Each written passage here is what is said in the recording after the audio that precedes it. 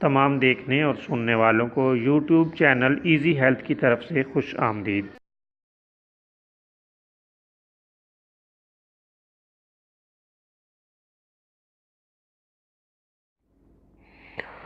دوستو، آج ہم آپ کی خدمت میں پاگل کتے کے کاٹے کا علاج پیش کر رہے ہیں۔ دوستو، اگر پاگل یا باولا کتا کاٹ جائے تو آپ اس کے ذریعے سے بآسانی اس کا علاج کر سکتے ہیں۔ دوستو، باولے کتے کے کاٹنے پر اس کے زخم کو پیاز کے پانی اور پھٹکری سے اچھی طرح دھوئیں اور پیاز کا پانی اور پھٹکری لگا دیں تاکہ زخم جلدی بھر جائے۔